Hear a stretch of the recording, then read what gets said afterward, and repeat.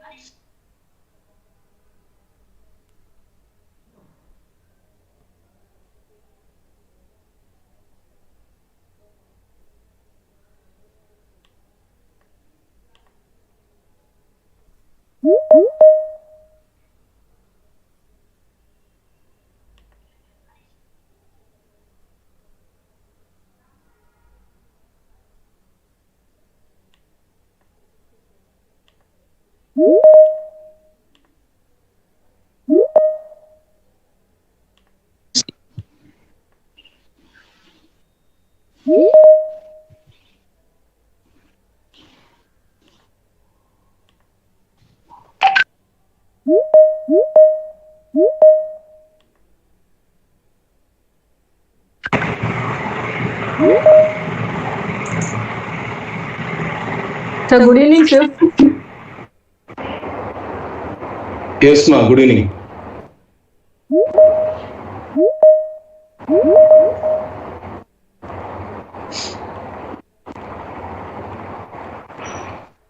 Sir, shall we start, sir?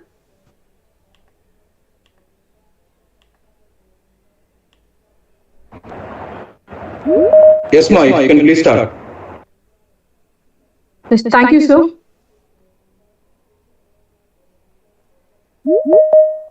Yeah. Good evening, everyone. Welcome to this exciting 6-day seminar on NAAC AQAR. I'm honored to be here today to organize this event and welcome all of you to this auspicious occasion. Loka Samasta Sukhino Bhavantu. May all beings everywhere be happy and free, and may the thoughts, words, and actions of everyone life contribute in some way to that happiness and to that freedom for all. Before we start the workshop, let us take a moment to come together and sing a prayer song. This is an opportunity for us to reflect and set a positive intention for the day. Manikanda sir, please over to you, sir. Okay, ma'am.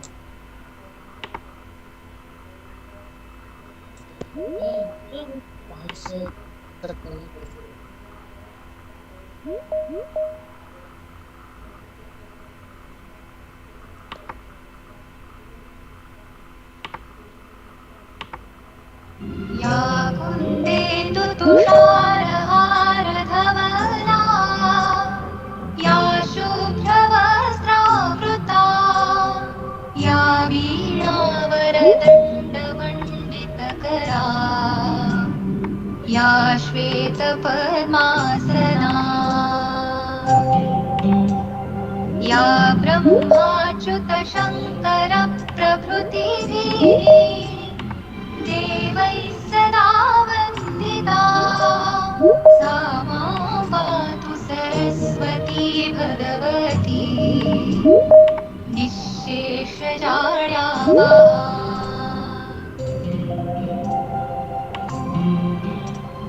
शुक्लां ब्रह्मविचारसारपरमा आद्यां जगद्व्यापिनीं वीणापुस्तकधारिणीम् अभयदां जाड्यान्धकारापहां हस्ते स्फाटिकमालिकां विदधतीं पद्मासने संस्थितां वन्दे तां परमेश्वरीं बुद्धिप्रदां शारदाम्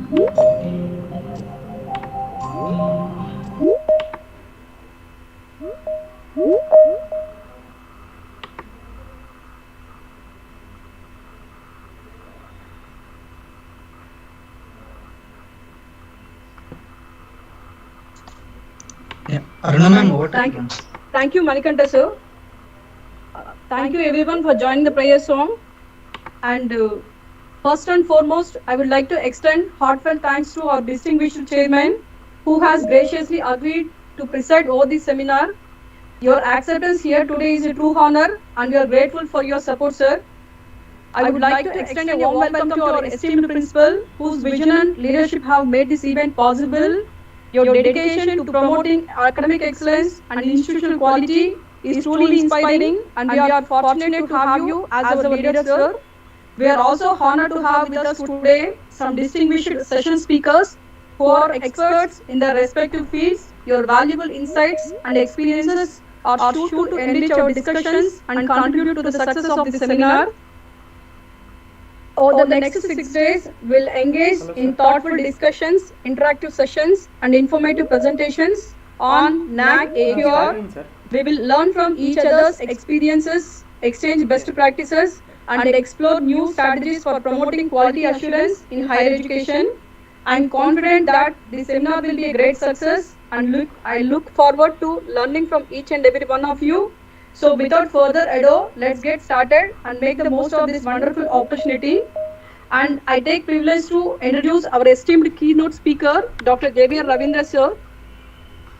Dr. J.V.R. Ravindra sir received bachelor's and master's degree in electronics and communication engineering from Osmania University, Hyderabad.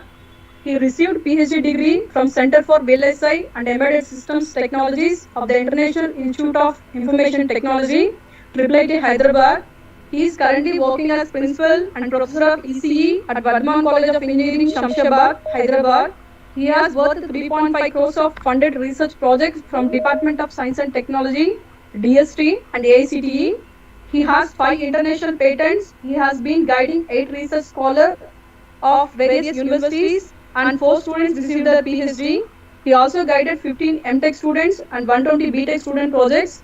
He has published 130 research papers in various international conferences and reputed journals. He is a senior member of IEEE, ACM, and fellow of IETE. With this, I am hand over session to Dr. J.V.R. Ravindra sir, keynote speaker. Thank you, sir. Over to you, sir.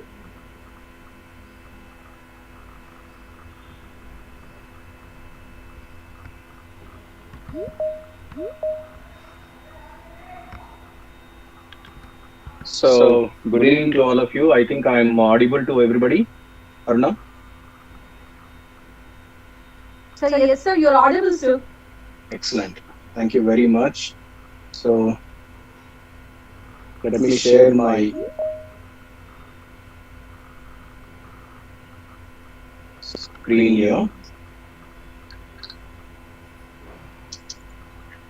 Excellent. I think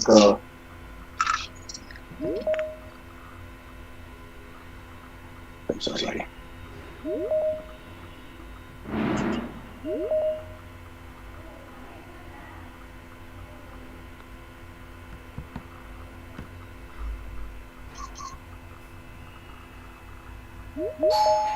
Yes.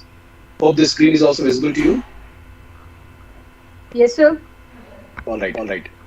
So once again, thank you very much for your kind introduction, and I welcome all of you for this wonderful, event. Next 6 days we'll be taking to, how to fill AQAR and the importance of NAAC as well as IQAC.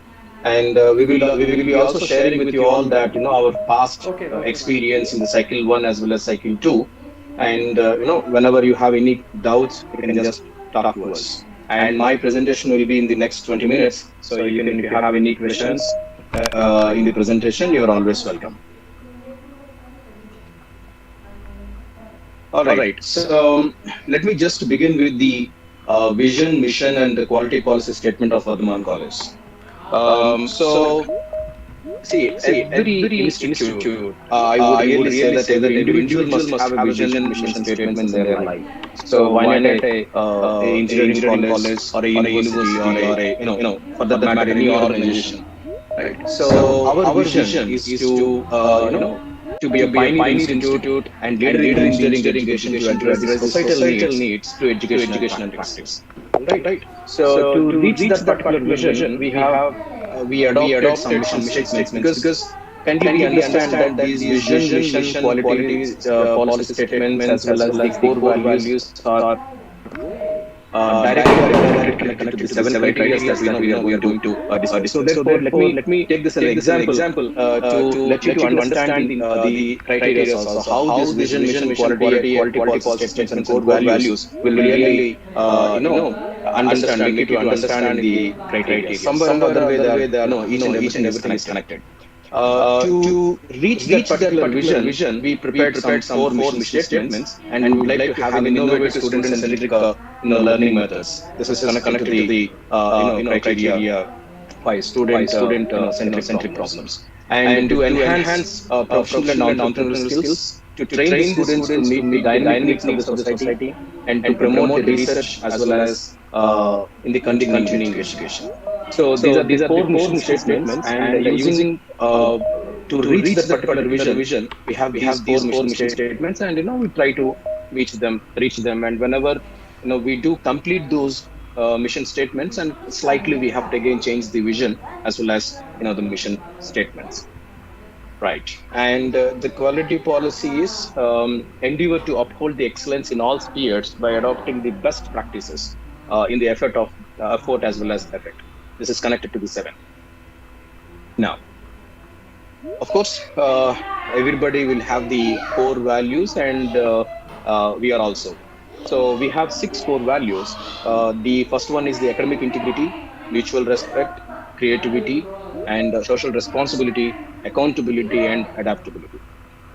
So my talk is split into 2 categories. The first 5 minutes I would talk about the Vardhaman College of Engineering. Maybe briefly I'll cover some points and our excellency in some areas. And the next 15 minutes I would talk about the AQAR. So this academic integrity, that means that sincere and committed professionally, and we would like to lead the society some or other way and respond to a given situation rather than reacting it. And of course, one must have the mutual respect between the faculty members, between the students community versus the faculty members. And at some particular stage, we should also have the lot of creativity. Unless otherwise we have such kind of the creativity, it is impossible to bring some kind of the innovations at the student level. Social responsibility, right? So whenever we have some problems, we should be very responsible in reacting, each other. Accountability as well as the adaptability. All right. So let me give you some institutional achievements. Vardhaman College of Engineering started in 1999. It is located in Hyderabad, Telangana region. This year we are going to celebrate the Silver Jubilee. This is the 25th year in its existence, right? Of course, this institute is, affiliated to Jawaharlal Nehru Technological University, right? And approved by ACTE.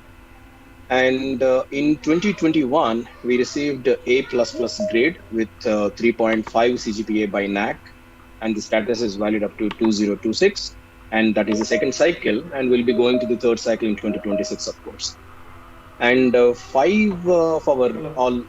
of our UG programs have been, accredited by NBA under Tier 1.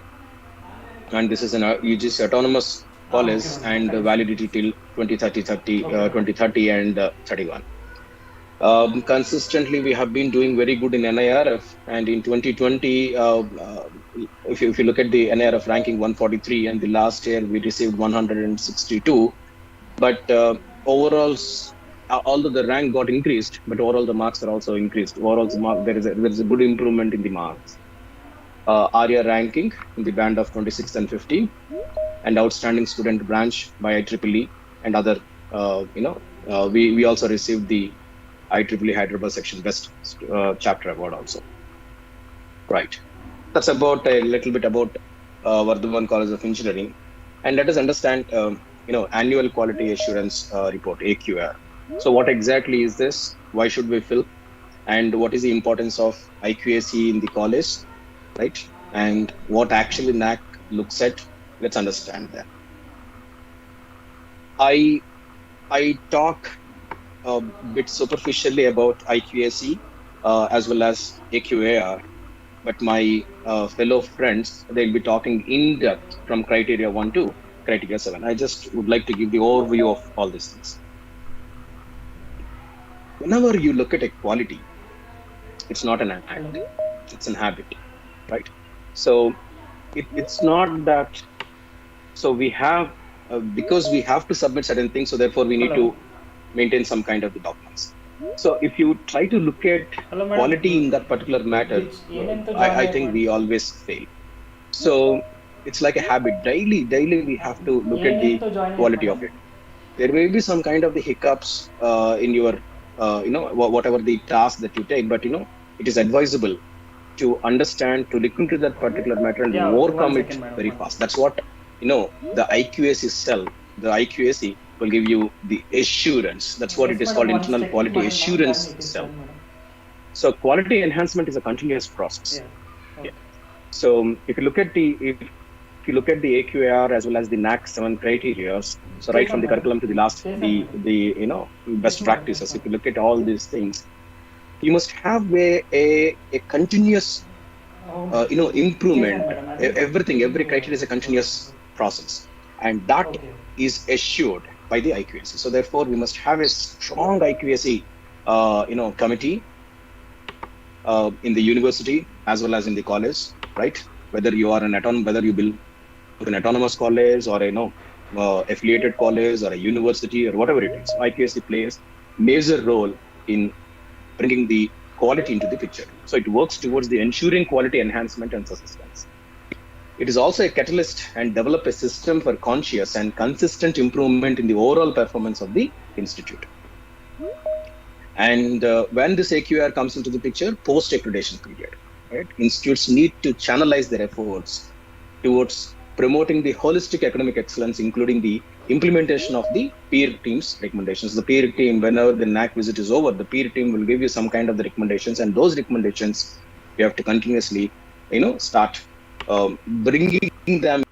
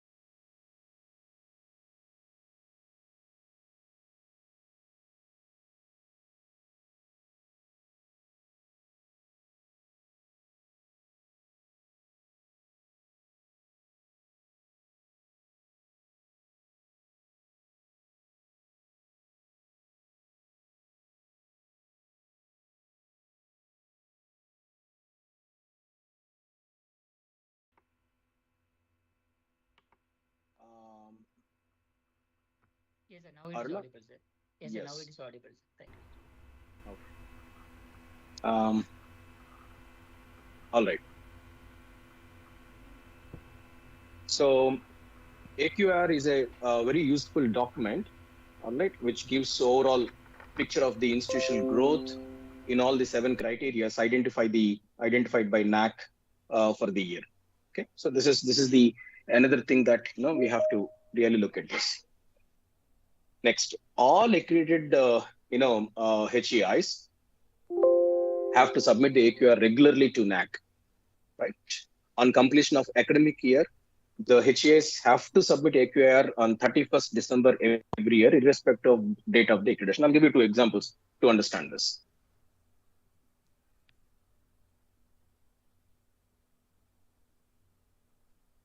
Right. Suppose if an HEI is accredited on 16 September 2019, the HEI need to submit, because I have taken 2 examples. One example comes in Jan to June. The second example comes in July to December. So therefore, if you are accredited in these 2 regions, then how we need to submit the AQR? So 16 September 2019, the HEI need to submit the AQR of 2018-19 before December 31st, 2019. So it means the previous completed academic year AQR needs to be submitted.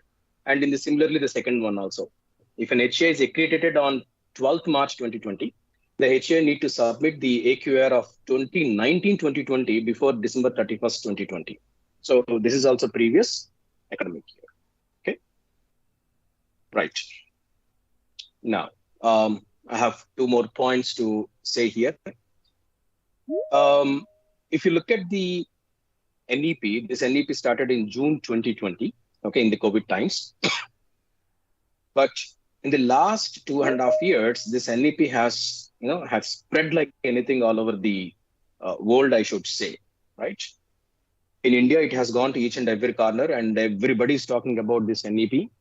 And I don't know how many of us really understand the depth of NEP, but everybody is talking about NEP, and even people saying that they started implementing in this NEP.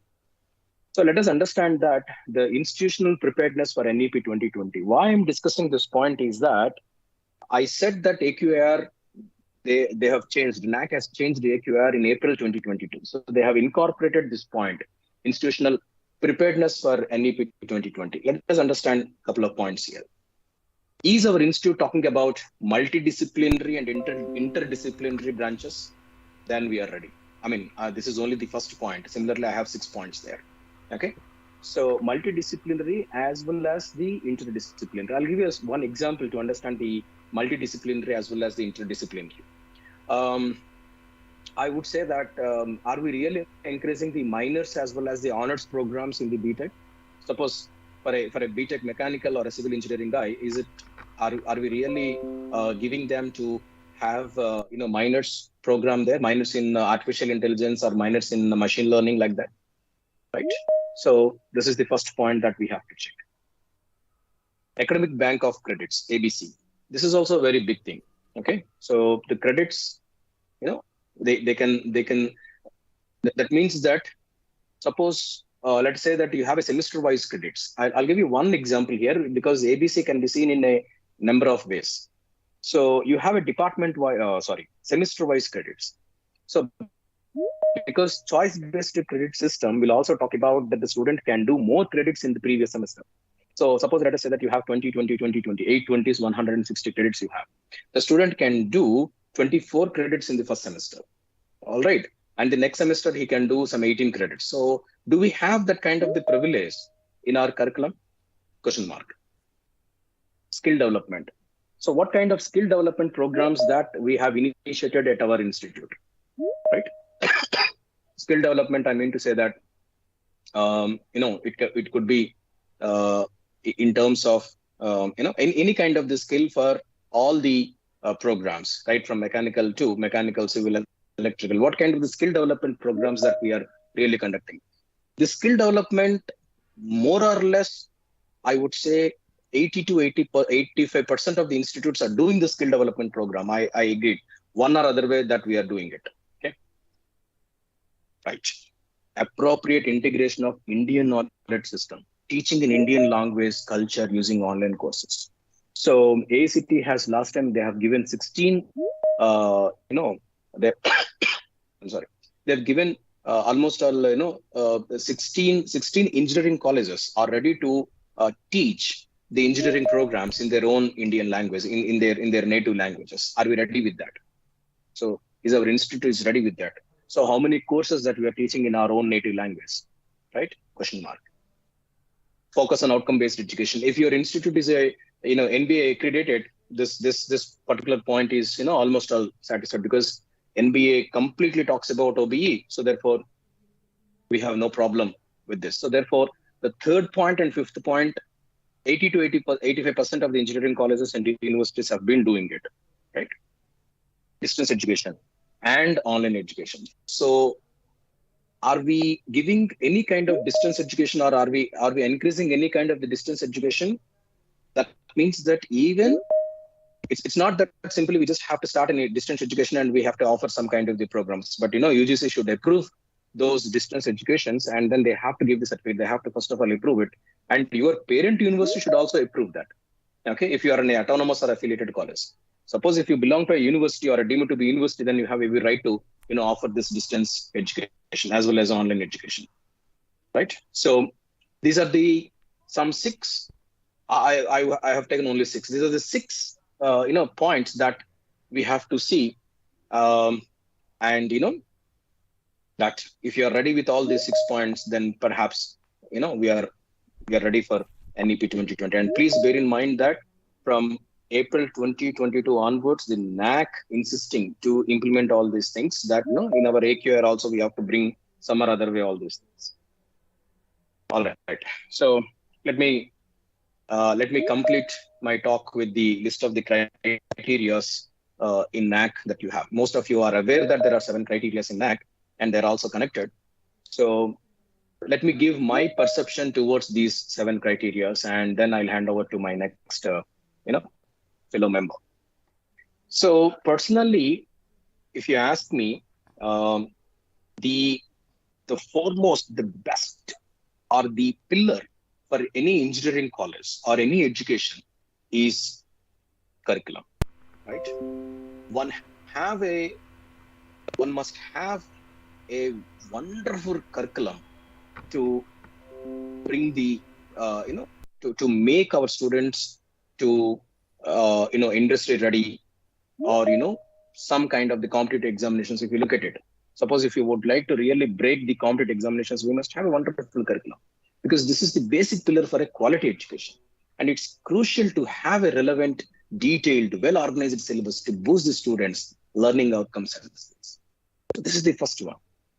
But what my personal feeling is, if you have a good curriculum, that's not suffice. That's not sufficient. There must be a strong, faculty members who can teach, right? And to make them learn, and should also evaluate that. So therefore, after you prepare the wonderful curriculum, you have to really concentrate on the teaching, learning, and then evaluation. So that's what the second criteria talks about. So therefore, they are interconnected again. Okay, so it involves the teachers implementing the teaching, learning activities and keep them, and you have to really enjoy the results, right? And a teacher must have 2 wings, right? The first wing is academics, and the second wing is research. So this point was wrong if you consider me, 10-15 years ago. But if you look at this, a teacher, a professor, or an engineering college, teacher must have these 2 wings, and they have to fly simultaneously.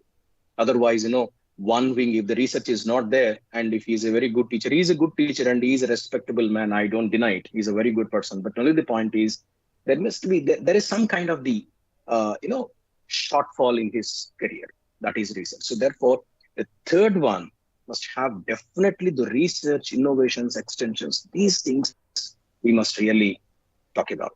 Okay, but having these 3 is not at all sufficient if you don't have infrastructure, right? You must have a very good infrastructure, is it not? And how do you how do you conduct the research in your laboratories if you do not have a lab, right? Suppose if you look at the VLSI, you really expect a cadence lab or a synopsis lab or a mentor graphics lab, mechanical whatnot, robotics lab. So these kind of the infrastructures in terms of teaching learning process as well as research must be there in every institute. So therefore, the fourth one talks about the infrastructure and learning resources, right?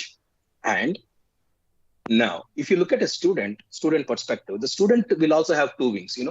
The first one is education. The second one is obviously, the second one must be some kind of the extra activities that he involves. So extracurricular activities, right?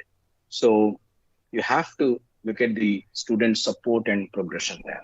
So how he is progressing in his academic life, right? So how many activities he's participating in, how many national level programs he participated, international level programs he's participated.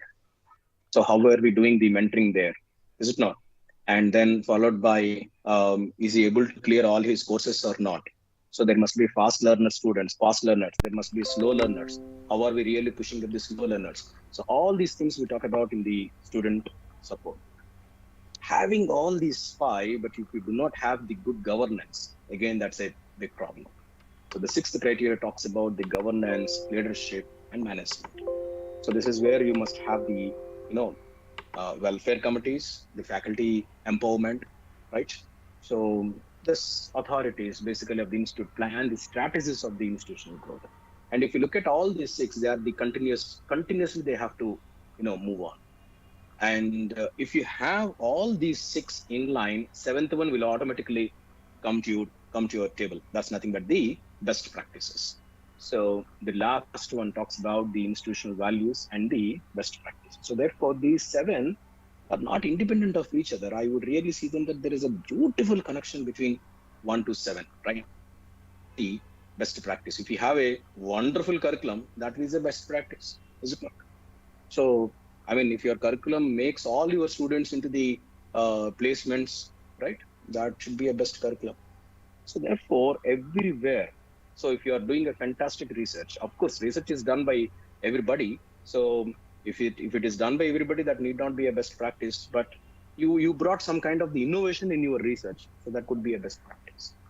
So this is all about the 7 criterias and the AQAR, whatever the NEP preparedness, institutional preparedness in terms of the NEP. So whatever the best that I can do it in this in the past 30 minutes, I could do it. So if you have any questions, you're always welcome. Otherwise, I'll hand over to Dr. Aruna. Thanks, ma'am. Thank you, Principal Sir. I would like to express my sincere gratitude to you for enlightening us about the significance of AQR and SSR criteria. Your insightful explanation has helped us gain a deeper understanding of the importance of this document in the overall development of our institution, as well as all HES over the India. We greatly appreciate the time and effort you took to share your expertise with us. Once again, thank you for your valuable contribution to our learning and growth, sir. Thank you so much, sir.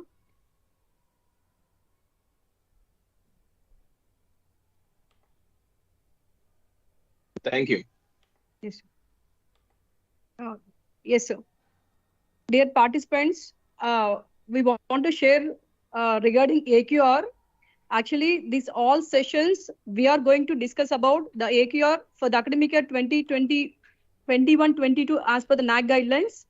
And the criteria 1 will start now.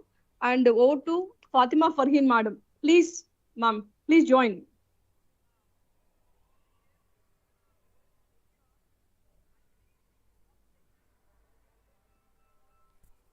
Fatima, ma'am.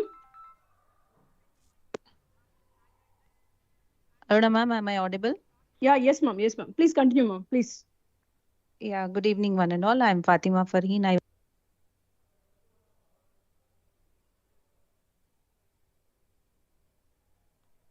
Ma'am, you're not audible, ma'am.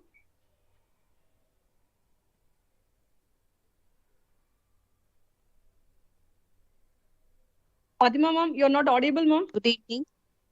Yeah, good evening, everyone. Is it Is it audible now? Yeah, yes, ma'am. Yes, ma'am. Please continue.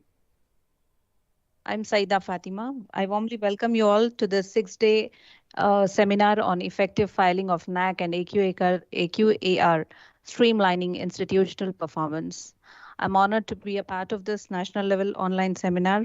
I also welcome you all once again to this inaugural session.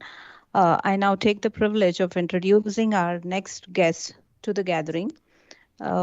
He is Dr. S. Rajendra Sir, Dean Academics. Rajendra Sir is currently working as professor in the Department of Electronics and Communication Engineering and Dean Academics in Vardhaman Engineering College, Hyderabad. He received his BTech degree in Electronics and Communication Engineering, MTech degree in Digital Systems and Computer Electronics, and PhD in VLSI Design from Jawaharlal Nehru Technology Ma'am, University, you're not Hyderabad. audible, ma'am. Is that so? Hello. Padma, Now ma'am, am you're I not audible. now? Maybe I'm muted, ma'am. I have unmuted at my place. No, ma'am. We can hear you, ma'am. Fatima, ma'am. We can hear you. You're audible, ma'am. Please carry on. Okay. MTech degree in Digital Systems and Computer Electronics and PhD in VLSI Design from Jawaharlal Nehru Technology University, Hyderabad. He has over 20 years of teaching experience. He has published more than 50 papers in international and national journals and conferences he has attended. He has 5 Indian patents and 1 book published. He is a senior member of Institute of Electrical and Electronics Engineering IEEE, life member of Indian Society of Technical Education ISTE, and Institution of Electronics and Telecommunication Engineering, Institute of Scholars, International Association of Computer Science and Information Technology, Universal Association of Computer Science and Information and Technology, South Asia Institute of Science and Engineering, and International Association of Engineers. He has one ongoing research project as principal investigator for ₹20 lakhs sanctioned by NSTMIS and DST. He received Best Teaching Award for Asian Education Awards 2021 and Research Excellence Award from Institute of Scholars. He is IUCEE, IGIP, IEEE educator. His areas of research interest including modeling, optimization of high-speed VLSI interconnects, design of low-power and high-performance VLSI circuits, engineering education research, outcome-based education, TLP and assessment, curriculum design and development. He has expertise in training and assessment as well. I warmly welcome Sir to join us for the session and give us inputs. Dr. S. Rajendra Sir. Yes, madam. Thank you, madam. Fatima, madam. Am I audible? Yes, sir. Very much. You're welcome. Thank you, madam. I'm just sharing my slide.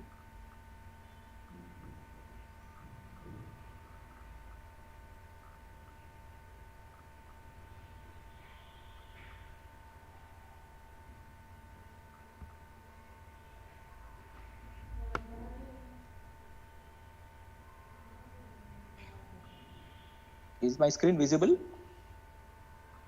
Yes, sir. Now it is. Okay. Thank you.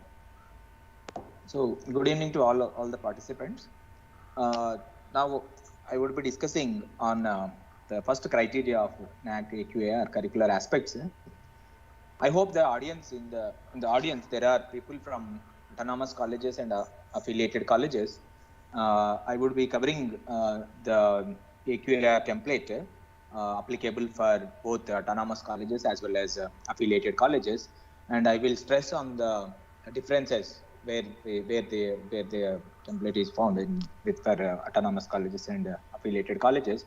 So those from autonomous colleges can just focus on those points, and affiliated colleges faculty can focus on the differences between these two. So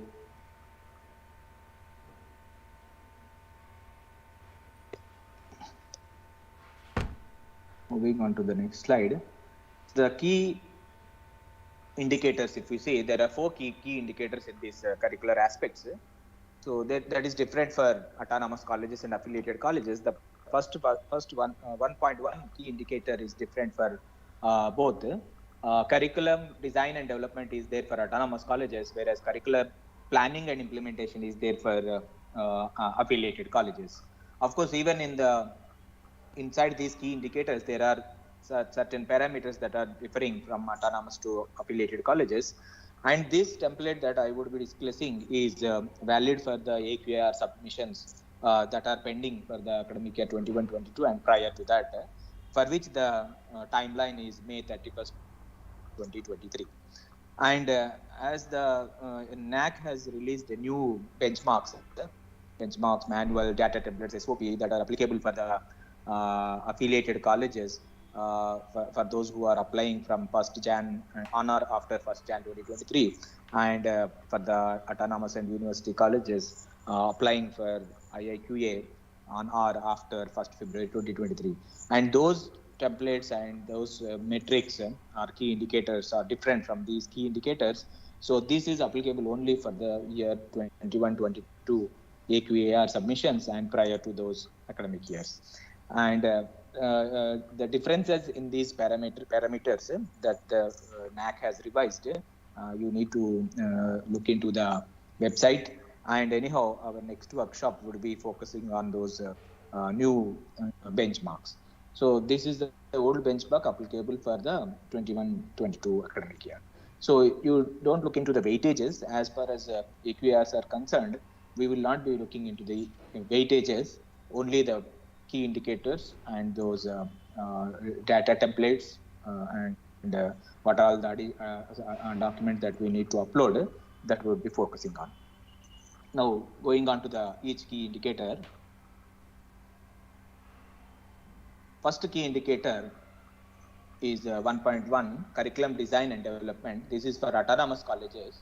So this there is a difference in this 1.1 for autonomous colleges and affiliated colleges, because affiliated colleges would be following the curriculum directly given by the parent university, whereas autonomous colleges will design their own curriculum and they follow.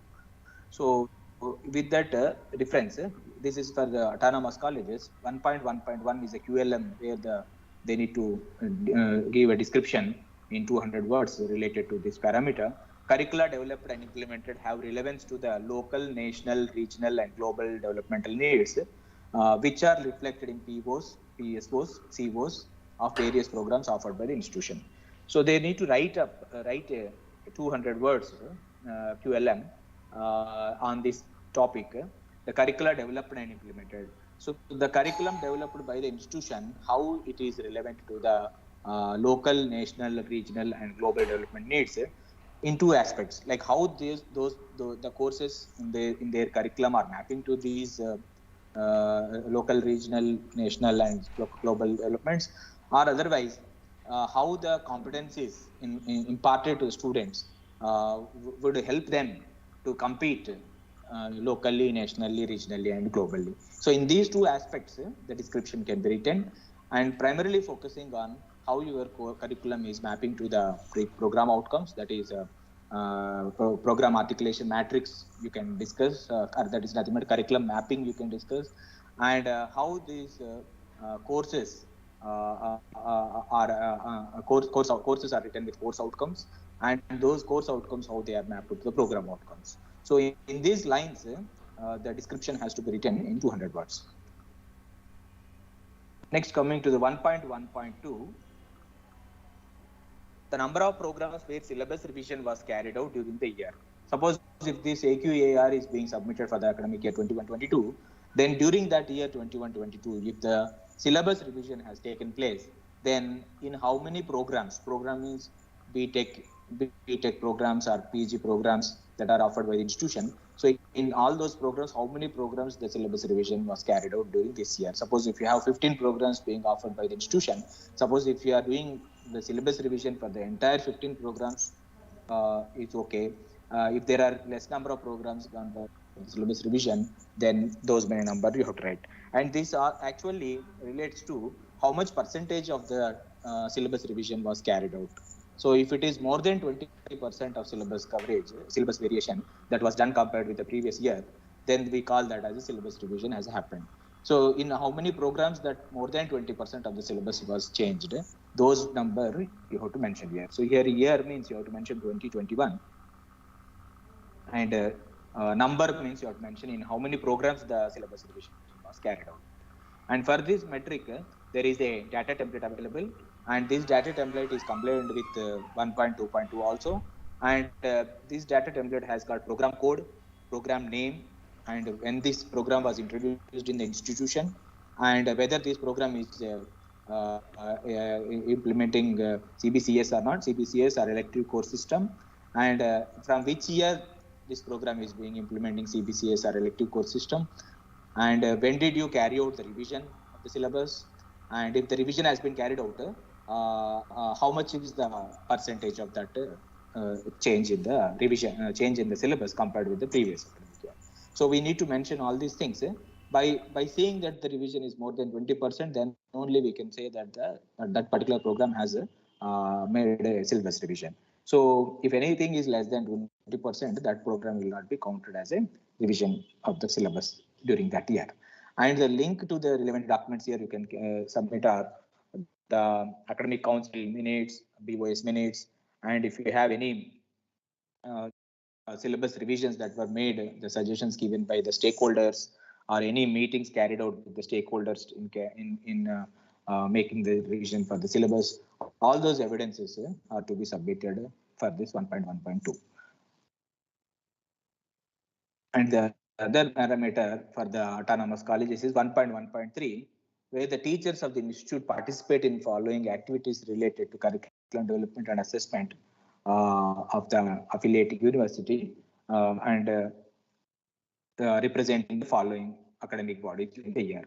So what is the data required here is name of the course with course code, name of the program, activities which have the direct bearing on the employability, entrepreneurship, and skill development.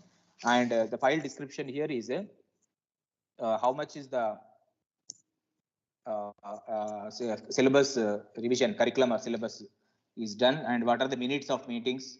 These things you have to upload, minutes of BOS, minutes of academic council meetings with approval for the courses, and any MOUs related to with the organizations are there.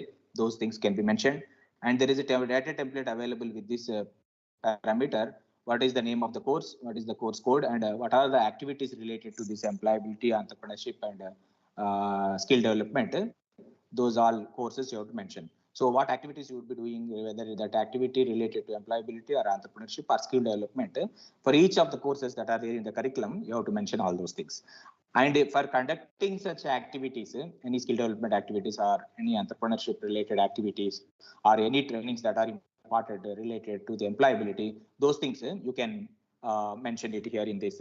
And the proofs of all those things we have to submit as an additional documents. So the entire curriculum has to be uploaded, the entire minutes of meetings of the BOS and academic council, and any MOUs that are done with any organizations, those MOU copies you have to submit as the evidences. So this gives you the number of courses focusing on the employability, entrepreneurship, and skill development. So that means the entire curriculum, the courses should be the courses whatever that you are offering should have some relevance that they map to either employability or entrepreneurship or skill development. So what are those courses, how they are mapped to this, and what activities you are carrying out in those courses. In conducting those activities, if any MOUs are being, or any involvement of the outside organizations are there, and any MOUs are there, those MOUs also can be attached as an evidence for this. Then coming to these three parameters are for the autonomous colleges, but when it comes to the affiliated colleges, so they are not asking how the curriculum is developed and how those things are mapping to the POs, PSOs and COs, but they will be asking how the planning is done, how the implementation, just focusing on the curriculum delivery, not on the content development or curriculum design and development. They will be focused because the content is not developed by the institution, it is given by the parent university. So only planning and implementation part is focused in the affiliated colleges. So the institution ensures effective curriculum delivery through a well planned and documented process. So you have to mention here how the content delivery happens, how the schedules were prepared, how the calendars are prepared, and how the content delivery is being documented, like session plan you can produce here, or the academic calendars you can just give here. With respect to all those things, you have to describe how the content delivery process is happening in 200 words. Then the institution adheres to academic calendar, including for the conduct of CIE. So the academic calendar, how it is prepared for 4 months or in a semester 4 months. So what is the schedule for the continuous internal evaluation? What is the schedule for SW? Or how the continuous assessments have been done, and how the institution is adhering to the academic calendar. Although because academic calendar is not prepared by the affiliated institution, the university will be giving the academic calendar. How the institution is adhering to the academic calendar given by the parent university, that they have to describe in 200 words. So it is a QLM. There is no data templates or for this QLMs. Only you need to describe the process. Next, third one is 1.1.3 QNM. How these teachers of the institution participate in the following activities related to curriculum development and assessment of the affiliating university. But the institution is not doing the curriculum, is not preparing the curriculum, but they will be contributing to the university in the form of representations that they make wherever the gaps are being identified. So they need to make a representation to the university, or they can be the member of the academic council or BOs of the affiliated university, or they may be involving in some other activities like setting question papers for UG or PG programs, or they may be developing some add-on courses curriculum, or they may be doing some assessment or evaluation process of the affiliating. So how many teachers are being involved in the affiliating university as a academic council member or BOS member or question paper setter or as an evaluator or and so on. So this is options given here. All the above, they can choose all the above or any 3 of the above or any 2 of the above, depending upon the representation from the institution is there among all these 4 options. Academic council member or BOS of affiliated university are setting question papers, or designing and developing of curriculum for add-on courses or diploma courses or certification courses, or assessment or evaluation process of the affiliating university, previous paper evaluation and all those things. So if the faculty are involved in all of these 4, then you can choose all of the above, or depending upon the choices. So for all these things, there should be an evidences that you need to be provided, and there is a data template available here. During that year, who is that faculty participated, name of the faculty, and name of the body in which the full-time teacher participated, whether that particular faculty is a BOS member of the university or academic council member of the university, or that faculty has set a question paper to the affiliating university. So those details has to be entered in the data template, and evidences for all those things are to be uploaded as a scanned copies. So if the university is making a representation to the university, those also can be scanned and uploaded here. And details of the participation of the teachers in those activities or in bodies that also to be uploaded here. So this is about 1.1.3 for affiliated colleges. So this is all about the first curriculum planning and implementation for autonomous colleges and affiliated colleges. Next parameter, next key indicator is academic flexibility. So academic flexibility for autonomous colleges, they are asking about how many new courses are being introduced in all the programs. So 1.2.1 is again a QNM. So during this year, any new course, if the syllabus revision has been taken place, then definitely there will be introduction of the new courses. If any new courses are introduced during this year, when the revision of the syllabus was taken place, then how many such new courses have been introduced? So you have to mention the year. Suppose if it is 21-22, you have to mention the year, and the number of courses introduced may be 50 courses, new courses, or 30 new courses, or 60 new courses, whatever it may be. So any new course is introduced in any across all the programs, you have to identify all the new courses and you have to mention it here. And the data required for this is the name of the newly introduced course, all the list of courses in each of the programs you have to mention. So which program, what is the new course? Suppose if civil engineering, what is the new course introduced? Mechanical engineering, what are the new courses? Like that, all the new courses list has to be submitted as an evidence for this. And in support to this list of new courses, these new courses are to be approved by the relevant BOS members as well as academic council. So therefore, there should be a minutes recorded related to the new courses in the BOS of the concerned program as well as the academic council. So those new courses are to be approved by the BOS and academic council. So for that, the proof of minutes of meetings of the BOS and academic council are to be uploaded. So there is a data template available for this key indicator, the name of the course, what is the course code, and but this is again relevance with the 1.1.3. That means this 1.1.3 is having all the courses. Anyhow, in that new courses are also included. Therefore, this data template is combined with 1.1.3, where the courses are mapping to employability, entrepreneurship, and skill development. So there can be old courses which were continued from the previous curriculum to the current curriculum, or any new course is being added. That all will be anyhow reflected in this data template. But you have to separately upload what are the new courses that are introduced across all the programs during this year. And for that, the evidence is the minutes of meeting of BOS and academic council. This is for autonomous colleges. And 1.2.2 is again for autonomous colleges. Number of programs offered through choice-based credit system or elective system. So how many programs are under CBCS or elective system that we have to mention. There is a data template again here. This is again combined with 1.1.2, where this has relevance with the syllabus revision as well as the programs offering through CBCS or elective system. So these two data templates are same, giving both the information in the same table.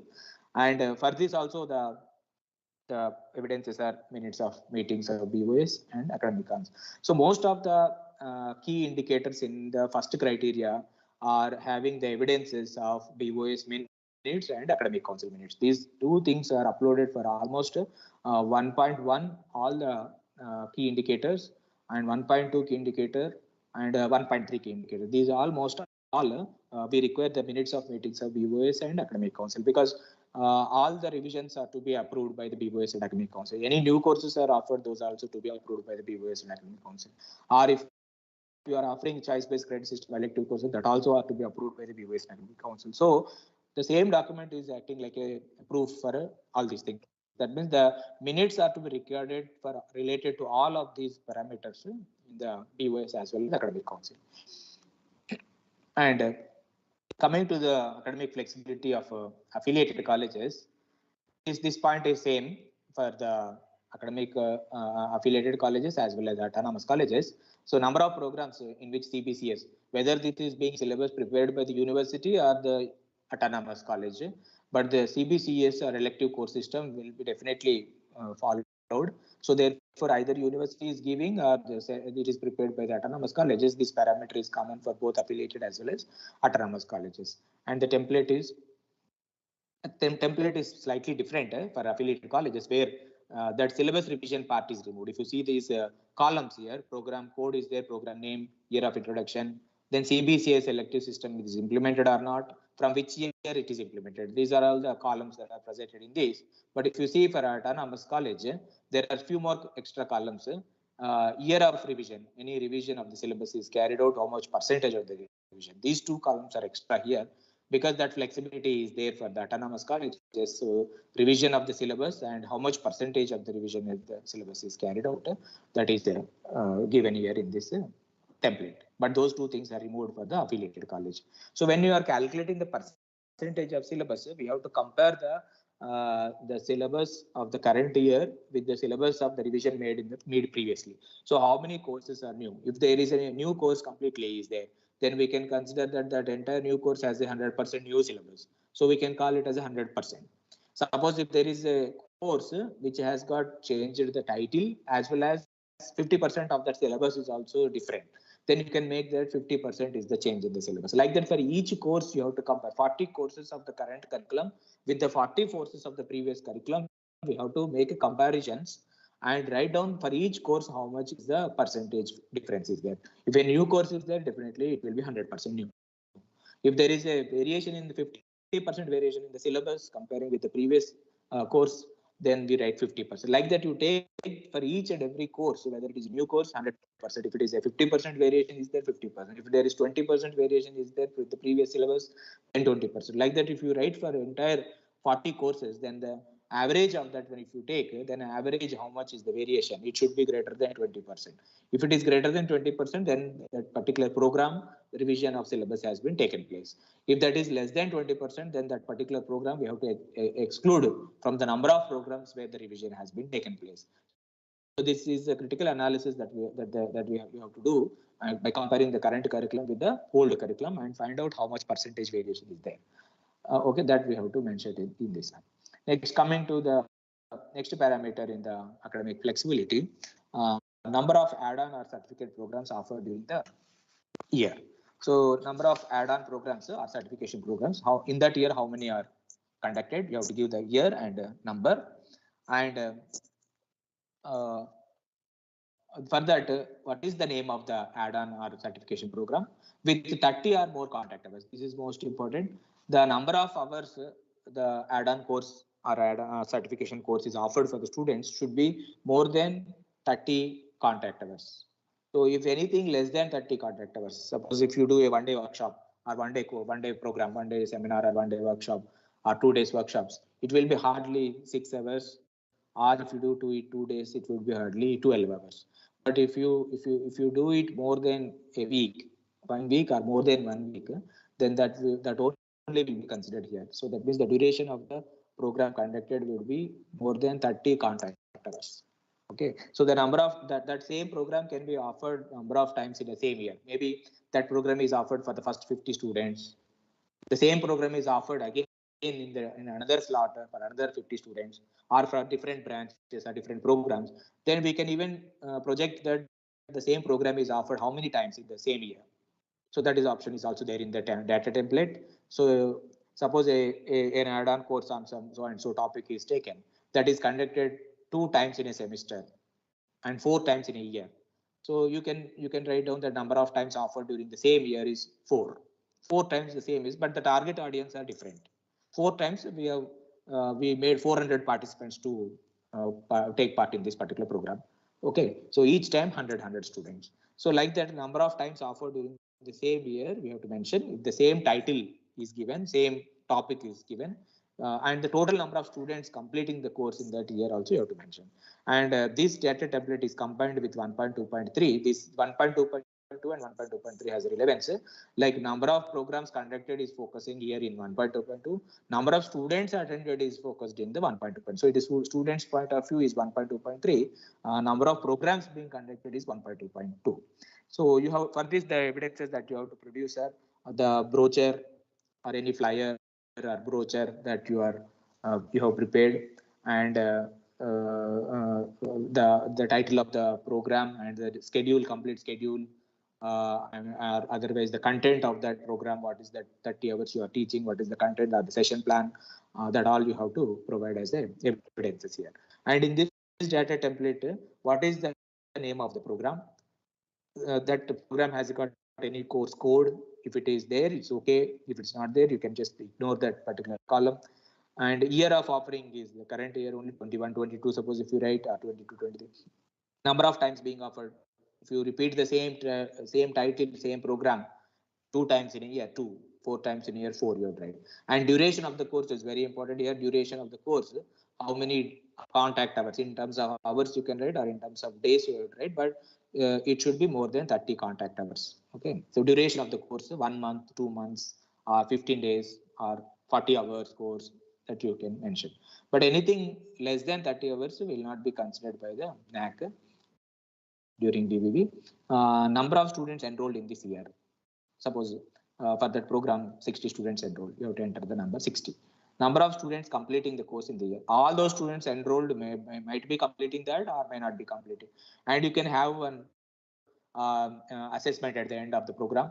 And if they clear that assessment, then you can just successfully complete that course and you can issue a certificate for them. So number of students enrolled and number of students completing the course may or may not be equal. Therefore, those 2 columns are given in this template. And coming to 1.2.3, number of students enrolled in certificate or add-on program against the total number of students during the year. So number of students enrolled in that program, you have to mention in the year how many programs you have conducted, add all those number of students have got benefited through these certification programs or add-on programs. So that number you have to write. So the total number of students enrolled in all these programs and across the total number of students registered enrolled for this one and across all the programs. Suppose your total 4 years together are 4,000 students are there. Out of 4,000 students, 2,000 students or 1,500 students during the entire year. So many programs were conducted in all the departments. So 1,500 students have attended them. 1,500 out of 4,000 students have been benefited through this certification or add-on programs. That we have to mention here. So the same data template is used for the same for this one also 1.2.2. Name of the program, course code, year of offering, number of times, duration of the course, and number of students enrolled, number of students completed. Same thing here, but here we have to focused on number of students. There it is focused on number of programs conducted. 10 programs, 15 programs, 20 programs across all the all the departments. So that is what is 1.2.2 and 1.2.3. This is for the affiliated colleges. Then coming to the next key indicator, it is 1.3 curriculum enrichment. This is for both autonomous and affiliated colleges. This key indicator 1.3.1 is for both autonomous and affiliated colleges. So institution integrates cross-cutting issues relevant to professional ethics, gender, human values, environment, and sustainability into the curriculum. Suppose if your curriculum has got any courses related to these professional ethics, gender related or gender sensitization kind of course, or human values, or environmental science, or any other environmental pollution, or environmental engineering, any related courses that relates to these cross-cutting issues like professional ethics, environment, sustainability, human values.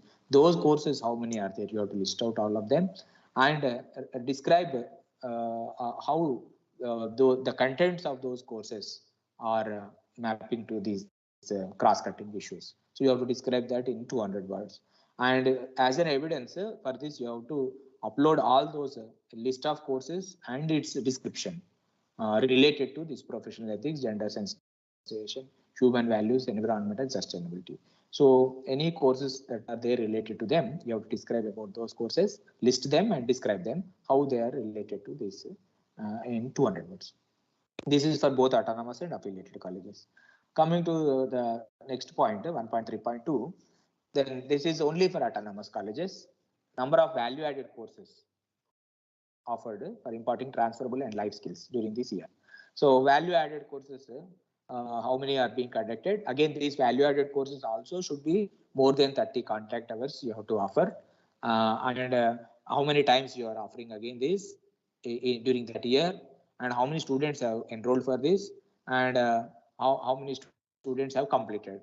So for this, you have to upload the data template with the name of the value-added course, course code if any, number of times it is being offered, and duration in hours, more than 30 hours you have to indicate here, and number of students enrolled during this year. And this has got relevance with 1.3.3 also, number of students completing the course. Okay, so the number of students enrolled and number of students completing this course. And for this again, the brochure and the contents of that course, the brochure of the course, the contents of the course, all those things you have to provide as a evidence along with this data template. And 1.3.2 is linked with this 1.3.2. 1.3.3 is linked with 1.3.2. The number of students enrolled in the courses under 1.3.2 above. So year and number of students. Okay, here the same data template, but here we have to submit the list of students enrolled for each of those value-added courses. In the above parameter 1.3.2, you have to submit the list of value-added courses offered along with the brochures and the content for 30 hours and more than 30 hours. All those things as evidence. Here you have to submit the list of students and the evidences. And the data template for both 1.3.2 and 1.3.3 is same, mentioning the titles of the value-added courses, number of times offered, and duration, along with the number of students enrolled for the courses. Then coming to the next key indicator, that is the curriculum enrichment. one point. This is for affiliated colleges. The previous one is for the autonomous colleges. So autonomous colleges, there is value-added courses, but they are not expecting value-added courses from the affiliated colleges. Rather, they are expecting the courses that include experiential learning through project work, field work, internship during this year. And number of courses that are related to this experiential learning that you have to mention here. So year and a number you have to mention here. And what is that name of the course that has relevance to the experiential learning, like project work, field work, internship, like that. And for each of these programs you have to write name of the program and name of the course which is related to this experiential learning, and year of offering, which year you have offered that, and how many students, name of the student studied that course, and the link to the relevant document. Suppose if they have done any project work related to the, or any field work in the industry, or internship they have done in the industry, those relevant documents like certificates issued by the industry for the completion of the internship or project work or field product, those things you have to submit as the evidences. And for having this experiential learning through project work, field work, internship, you may be having tie-up with the industries. So you should even attach the MOUs with the industries as the evidences here. And these all courses are to be approved by the BOS and Academic Council. Therefore, the minutes of the BOS and Academic Council also you have to submit. And these courses are available in the curriculum, right? Curriculum and the syllabus for all of these courses. So those curriculum and syllabus also you have to upload as the evidences. Curriculum, syllabus, minutes of BOS, minutes of Academic Council, and any MOUs that are made with the industries. Those MOUs you can keep. And what are all the courses that are the list of courses in that curriculum which are related to this experiential learning? Those all courses you have to do, and that and how many of the students have been taken part in this? Those list of students also you have to mention it here. This is for the affiliated colleges. And 1.3.3 is for affiliated colleges, and 1.3.4 is for autonomous colleges. This point is same for both autonomous and affiliated colleges. That is, how many students have undertaken the project work, field work, and internships. Those number of students and the list of students you have to submit here. A number of students undertaken project work, field work, internships, and that there is a data template here. Program name, program code, and all the list of students who has taken the internship. So keep on writing the names of the students, and for each of the student you have to submit the document. Suppose if the first student you have written from civil engineering student, so whether that relates to whether internship or field work or project work, whatever it may be, a student might be taken more than one also. So, but all the at least one evidence for each student you have to submit. Suppose first student you have written here, the link to that is the certificate of the internship. So like that, suppose if in a program 180 students are there, 180 students have done either internship or project or field project from some organization or somewhere, then the relevant certificate issued by the organization you have to keep it for all the students. So you put them in the order and scan that and put it in the same order how you were listing it in the Excel. The same order you have to. Suppose if the 45th page of your scanned document is the certificate of the 45th student in the Excel. So when they will be asking for the DVV verification, of course in AQAR it's not like that, but in SSR if they ask for DVV verification, they may send you some 5-6 students list and ask you to submit the proof of internship for these students. So like that, every student, whomever we are submitting here, should have an evidence issued by the organization, internship certificate also. So this is common for both autonomous and affiliated colleges.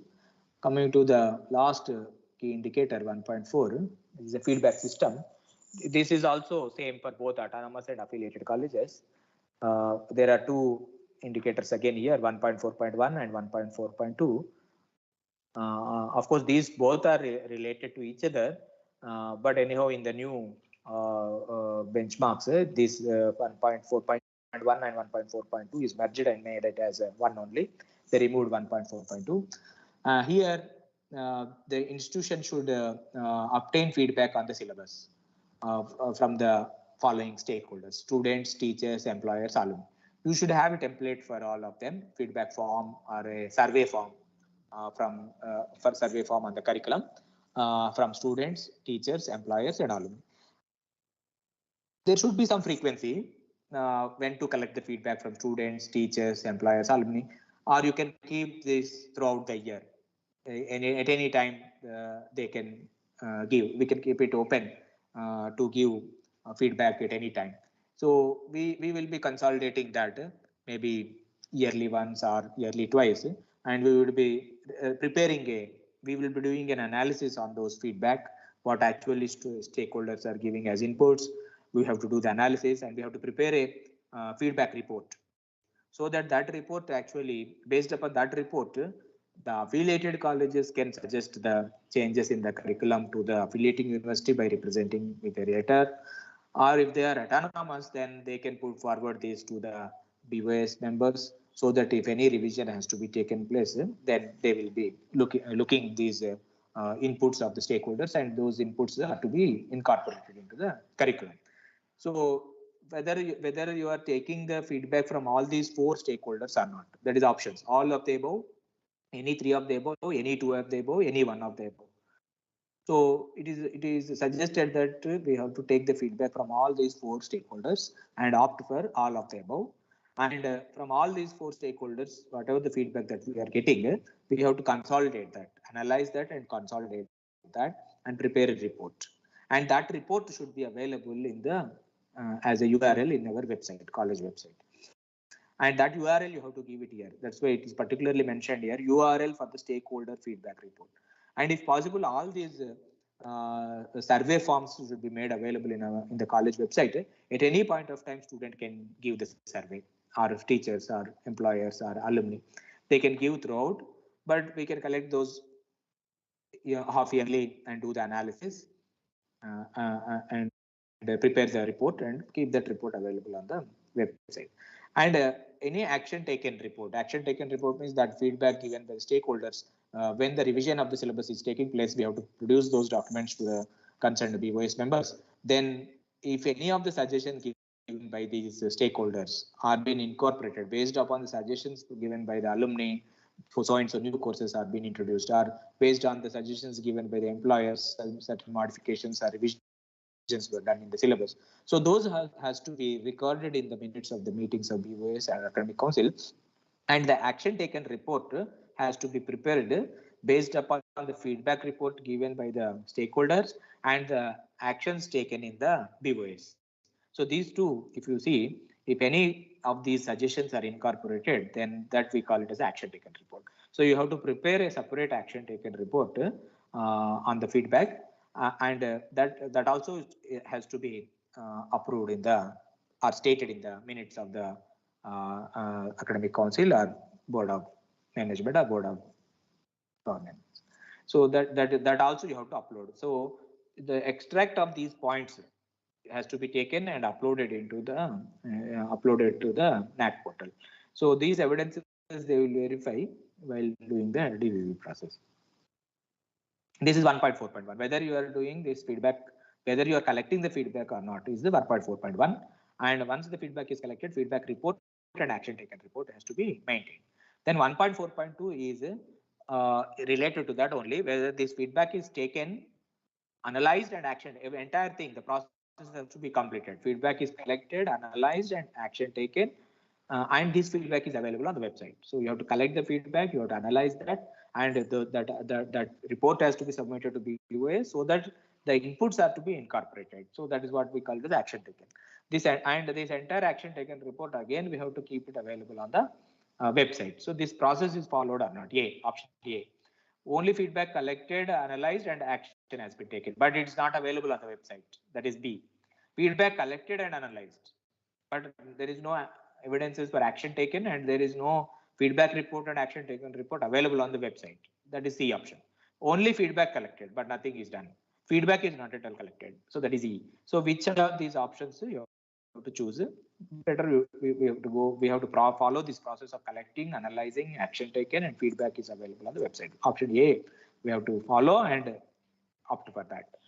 And for that, again, the same evidence is what we have submitted for 1.4.1. The same evidences have to be submitted for 1.4.2 also.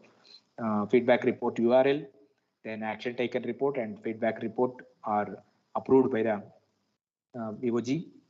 That all proves you have to submit it as evidences for 1.4.2.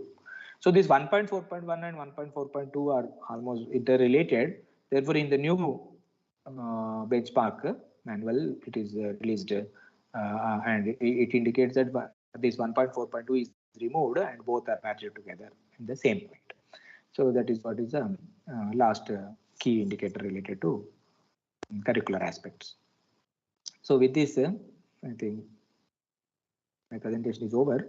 If you have any doubts related to any of these key indicators or how the data templates are to be prepared, what evidences we need to be submitted to the NAAC, if you have any doubts, you can ask.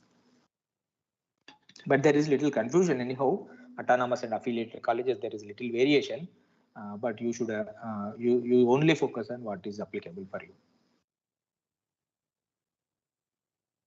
If you have any doubts, you can just text or ask on any of these parameters. Or any data template, how to prepare any data template, or what is the evidences that we need to submit for each of these indicators, all those things. Sir, good evening, sir. Yeah, madam. Good evening, madam. Bharati from Sri Venkateshwara College of Engineering, Chennai. Actually, as far the qualitative aspect is considered, for example, you are telling about CO, PSO, PO mapping, and we can describe that in 200 words. Yes. Is it mandatory that for a consecutive year, we have to change the description what we are giving, or is it okay if we are just providing the same 200 words for the consecutive year? That's what, madam. If there is any, this is all explaining the process what we follow at our institution. Okay, qualitative metrics all will explain the process that we are following. Therefore, if this process is followed, the same process may be continued for a couple of years. Or if you have changed the process and you have made differently, then you can, whenever is required, you can change that, madam. If the same process is followed, same thing is available for last year and this year, in the 2 consecutive AQARs, you can submit the same content of 200 words. But if you feel like this year we made a different process, then you can change that write-up. So the write-up description change is all dependent upon how you are following in your institution, how you are different in the way you followed from the last year to this year. So you can, if you feel like some revisions are required in that description, you can do. Otherwise, you can submit the same description what you have submitted last year, same description, same evidences, you can submit. So, okay. So that all depends upon that during that academic year, how you are implementing that. Thank you. Hello, sir. Hello, good evening, sir.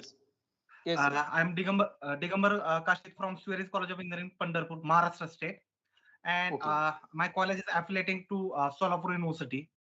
So my question is about the 1.1.3. In that, sir, we are considering affiliating and 1.1.3 about 1.1. Yeah. Yes. Yes. Sir. So in this 1.1.3, we are considering the design and development of curriculum for add-on or certificate courses. But our university, we are affiliated to university, so we are participating in the curriculum setting or the syllabus setting of the applicant university. So can we consider that data, or that what are the proof we have in that design and development of curriculum? Yes, you can do that. You can keep, if you have any evidences like you are participating, then you can opt for these 3. That means if you have only one among these 4, you have only one among these 4. First one, second one, fourth one, you are not part of that, right? Only you are part of third one. So if you are part of only third one, then any one of the above you have to opt, and that you have to which teacher, who is the teacher participated in that third one, the name of the teacher, and name of the body in which that teacher has participated in the affiliating university. Suppose name of that university you can mention there. And if you have, do you have any proof that so and so faculty has been participated in that, like any invitation letter from the university or something like that. So those proofs you have to, that proof you have to upload. That scanned copy you have to upload, and that faculty name and the body name you have to mention in the template. Okay. Sir, one more question about this point only.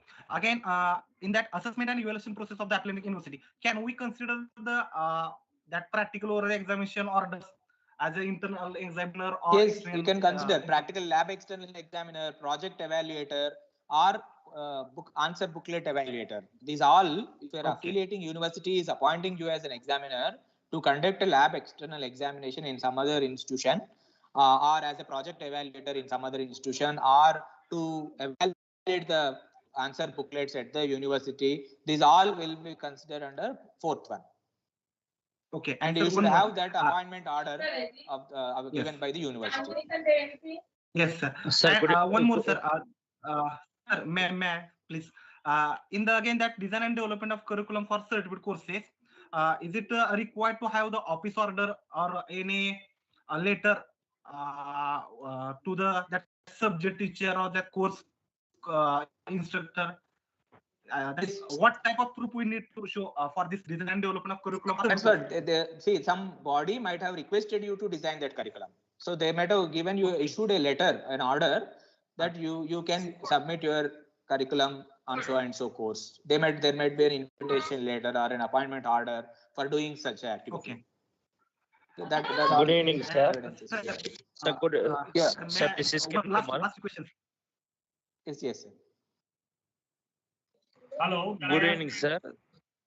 Sir, good evening, sir. This is Kiran Kumar from Srivahan Institute of Science and Technology, Tirur, sir. Sir, for internship program, how many hours is required for NAAC, sir? Internship yes, generally, sir. Internships generally are during the summer vacation, right? Summer vacation means 1 month or 2 months. So during summer break, 1 month or 2 months, 1 month internship, 2 months internship is okay. So actually, we are affiliated to JNTU Kakinada, sir. In a semester break, only 10 to 15 days is available, sir, for sem break, sir. So in that situation, how we done for our internship program, sir? That's what, sir. There are, as we don't have a summer vacation nowadays, internship is becoming difficult. It is the case with everyone. But there are some internships being offered in the online mode, or some training programs being offered in the online mode. Even we can even try with that. But if they go to industry and do the internship, that is more valid one. At least if they for 2 weeks, if they are going also, you submit, sir. For 2 weeks, if they are going for internship, that also you can submit. Hello, I am Dr. Krishnan from Good evening, sir. Good evening, sir. Hello. Good evening. Sir, myself Yamuna from PSG College of Arts and Science, sir. Okay, madam. Crystal clear presentation, sir. Very nice, sir. We have learned a lot of inputs from you. The question for that session is, sir, internship only. We are sending only 20 days as our specialization. Okay. Hello. Hello. I'm not audible, madam.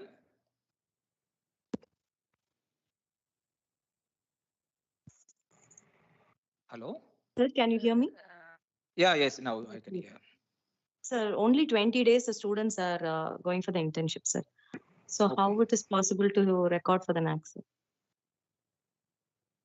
You can give, madam, how many, you can just submit how many days they have attended, those many days. Anyhow, duration of the internship is mentioned on the certificate. The company will issue a certificate mentioning that so-and-so student has attended an internship from so-and-so date to so-and-so date. So that can be a 1 month or 20 days, 2 months, 3 months, whatever it may be. Okay. So that certificate you just submit. Okay. Thank you, sir. Hello, can you hear me? Yeah, yes, sir. Yes, I can hear. Yeah, I'm Dr. Krishnan from Bombay. I would like to know some of the value-added courses that you are offering in your college? These value added courses are actually beyond the curriculum. So suppose there are so many new technologies have come up.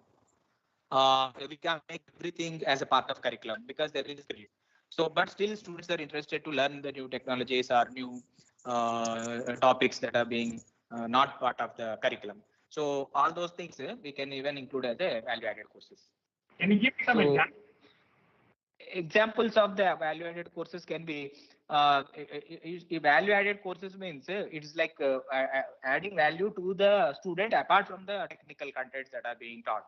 Suppose any skill development programs can be value added skill development programs or any programs related to suppose any personality development or anything like communication skills related or like that will add value to the student apart from their regular technical contents that are being covered. So those can be such programs. Okay. Add-on courses are there and certification courses are there. Those are actually the technical courses, but value-added courses need not be technical courses. Sir, good evening, sir. Can we add NPTEL courses in that add-on certificates? No, madam, they are not conducted by the institution. No, the NPTEL courses are not conducted by the institution. They are conducted by some other organizations, and the students are attending and taking the examination. Those that means courses are add-on course. No, the add-on courses are to be offered by the institution. By the institute only, sir. By the institution, yes. Okay, sir. Thank you so much.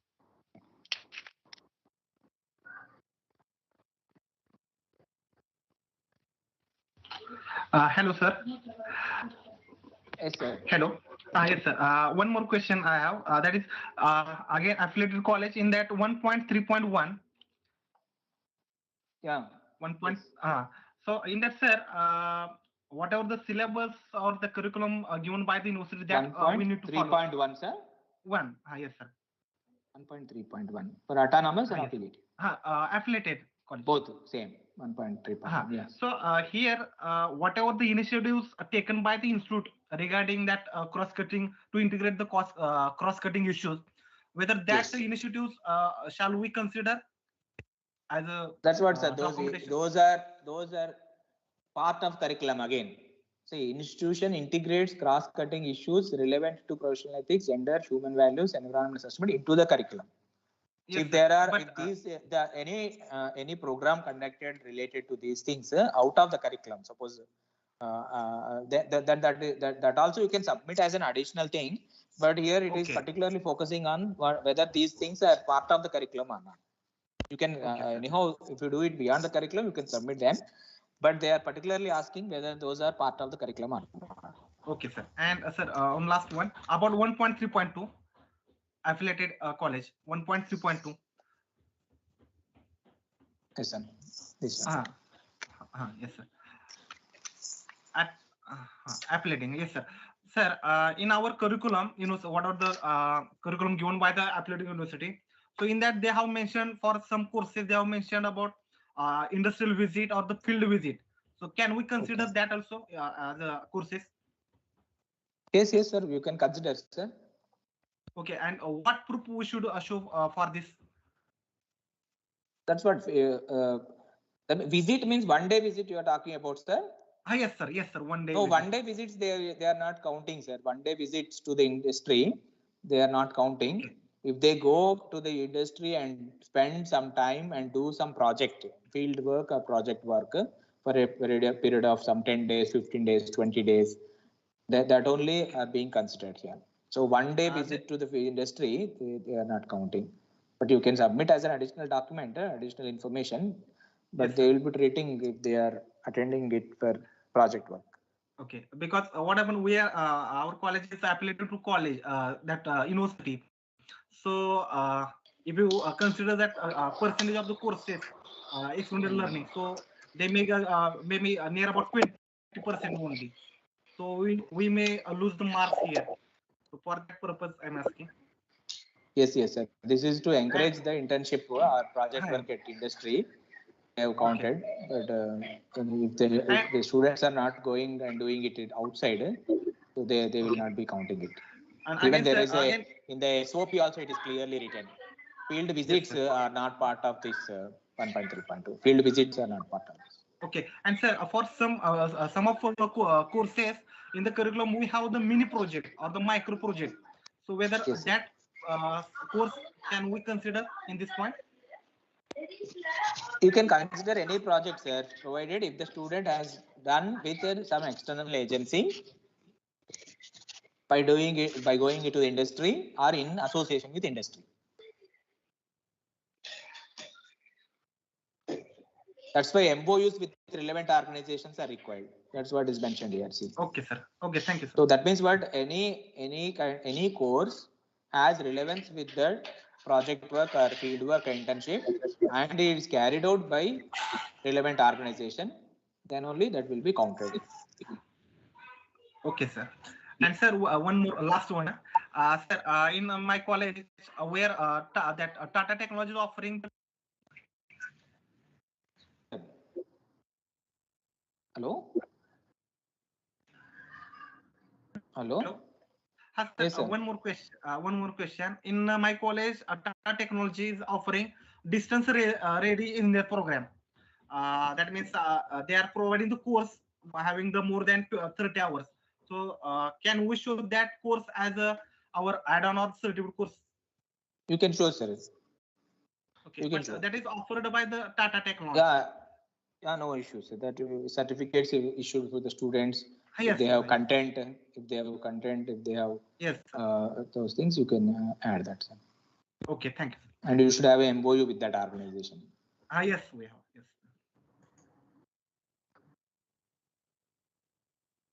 Good evening, sir. Yeah. Good evening, sir. Yes, ma'am. Good evening, sir. Yes, ma'am. Good evening, madam. Sir, I'm Dr. Mitra Priya from Alpha Ascent Science College, Chennai, sir. I'm an IQAC coordinator, so I would like to have one doubt in this. That is, in 1.3.3, you have stated that they have been stated like project work and field work. Is it 1.3.3 of autonomous? No, not autonomous, sir. It's affiliated. It's affiliated. Just now you have underlined one sentence and you're showing about this project work and all those things, sir. There, I need only one clarification. In experiential learning through field work. So what we have done, what I have taken it as, say for example, they are learning about the environmental studies. They will go for any one biology, that is firm, that is any park or like that. They will learn a day and they will prepare a report and they will submit it to us, sir. So can that be considered as a field work, sir, for an environmental studies? Okay. But it is just a one-day visit, and on that you are asking them to write a report. Yeah. Yes, sir. Because it's one course we are having for the environmental studies, because it's an affiliated colleges. They have prescribed a paper. For that course, what we do is that we ask them, because one day only we can go now, sir, for any environmental studies for the BCom students or other students. So we take them for a visit one day from morning till evening. And we're asking them to write a report on that. After that, explaining all those things, they're writing the report, what they have learned on that. Can we consider that as a field work, sir? Only report, madam. Report, I don't think. Is there any organization they are certifying that work? No, any sir. organization is certifying that work? No, sir.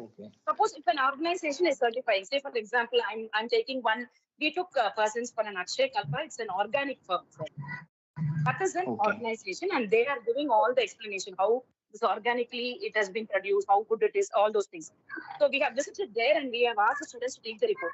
Should we get a no, you just take one letter from them mentioning that the students have attended and they have done so and so study and they have come up with so and so report. Like that, if you can take a relevant letter from them mentioning the list of students who have attended that, then you can submit that. Sir. Yeah. Okay, sir. You can have an MOU with that organization also, if possible. And let them, whenever you keep visiting them, you just take a letter indicating the students who have visited them and what work they have done. Sir. And that you can submit as an evidence. Residence. Ah, yes, sir. Thank you very much, sir. Thank you for your. Okay. Good evening, sir. Good evening, ma'am. Sir, I'm Deepa from Sri Ramakrishna College. I have one doubt regarding this project work, field work, and internship, sir. Sir, if the students are doing the project of their own, not going to the industry, and if they're submitting, if they are developing by their own and submitting as a report, is it possible to, I mean, can it be considered as a project work? They're actually doing the project, they have got assessment also. But they are done internally, no, madam. They don't have any organization. Actually the purpose of this point is to make the students have industry exposure. Okay, so if the students are doing regular project work, this is not for the regular project work that is being done by the students as a part of earning credits. But if they go to industry and do, madam. For mini project, every sem they will be doing their project of their own. Yes. It cannot be considered here, no, sir. No, mini project, that's not any mini project, a major project. If they have done in association with an organization, going to that industry and doing it, may be considered, madam. Hello. Hello. Hello. Hello, sir. This is not related to the project work which is done at the final year 4-2, sir. Yeah. Fine.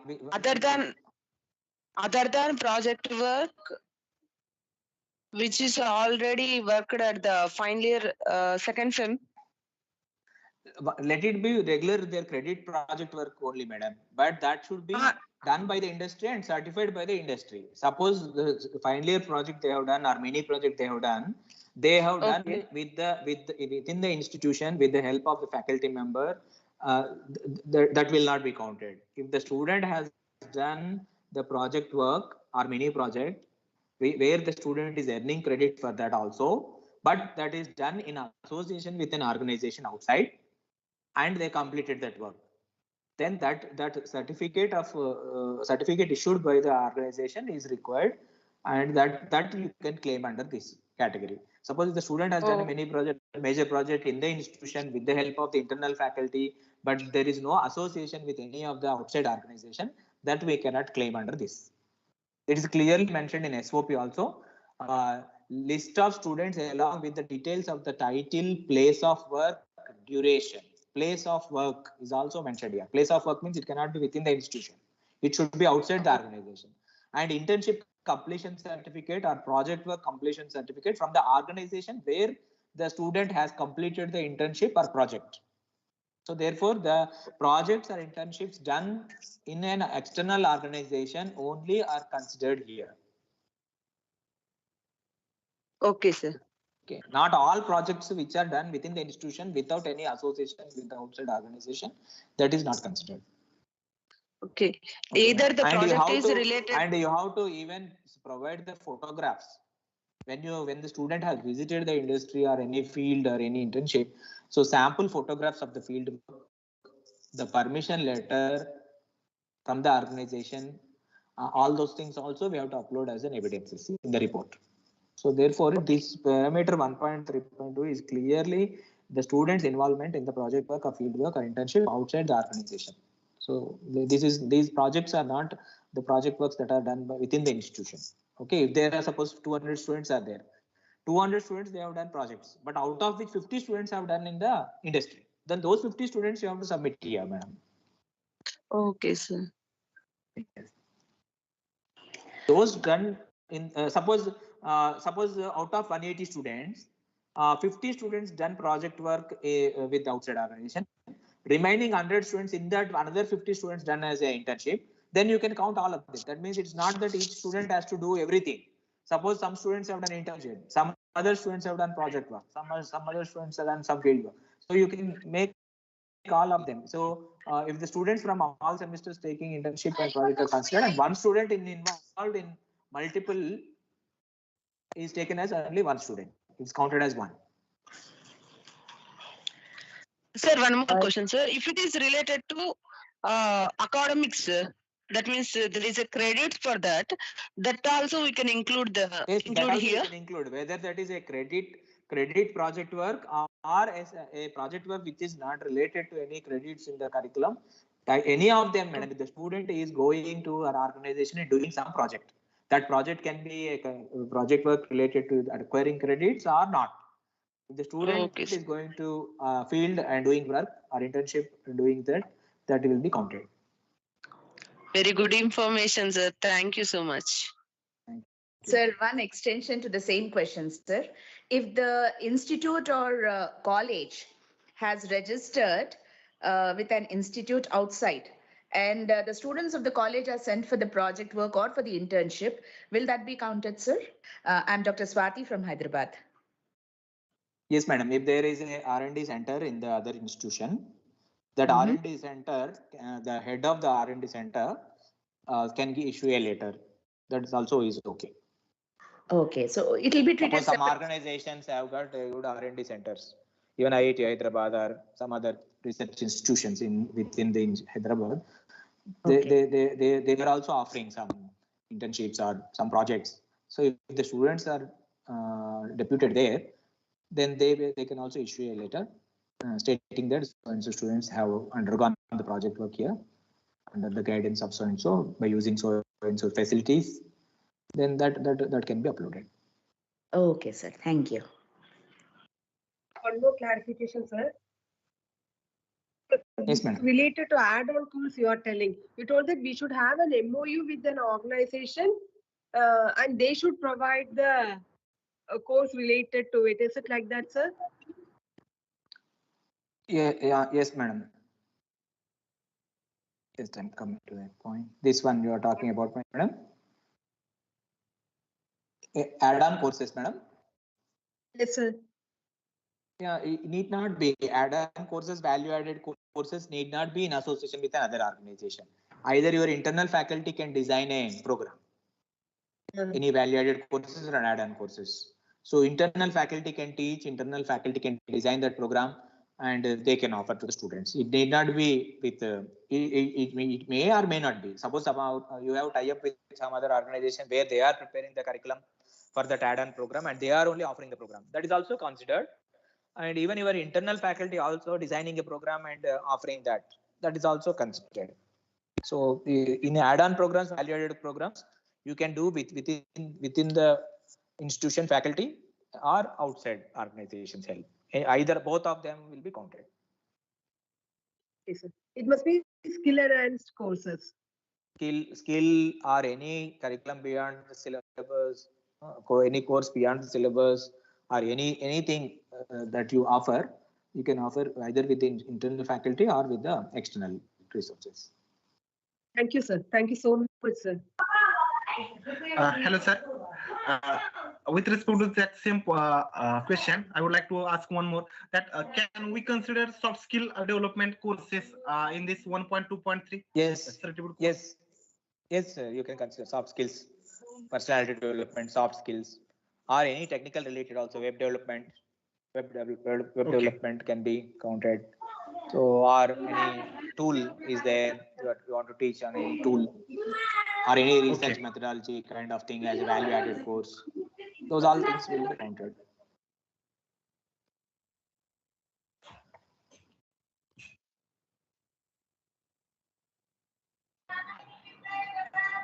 Hello. Yes, sir. Sir, this is Shivkumar. Yes, sir.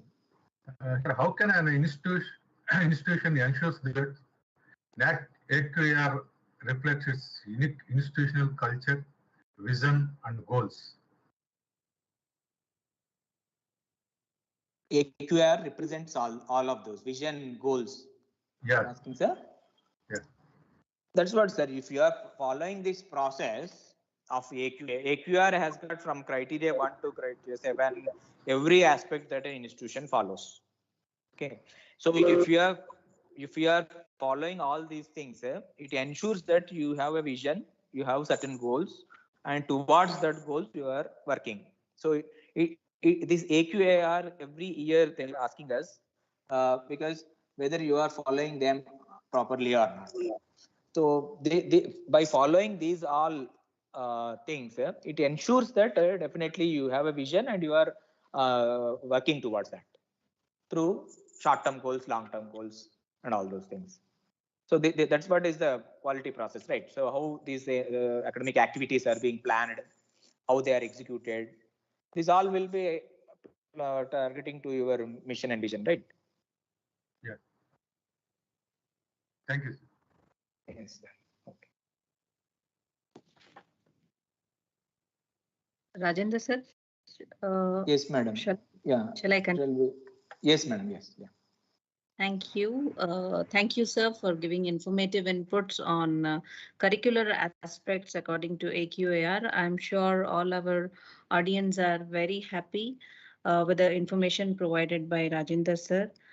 Thank you so much for providing information on key indicators for affiliated colleges and autonomous colleges, new benchmarks as per NAAC, curriculum designed and developed to help the students complete and compete in all areas with reference to the program outcomes, to incorporate employability skills, entrepreneurship, and skill development in them, and also role ensured in effective curriculum delivery through a well-planned and documented program, curriculum planning and implementation of academic flexibility, curriculum enrichment. Thank you so much once again for giving us a detailed understanding of curricular aspects as per NAAC AQAR, sir. Thank you so much. I also thank our principal, Dr. JVR Ravindra, sir, for keeping our audience informed about NAAC AQAR regulations in terms of overall institutional achievements, role of IQAC, composition of IQAC, role of stakeholders to improve the quality, changes in the role of AQAR before and after April 2022. The organization needs to keep up and give yearly report to give an overall picture of the institution and institutional preparedness of NEP. Thank you so much, both the speakers, and I also thank all the audience signing off for the day, Saida Fatima. Thank you, one and all.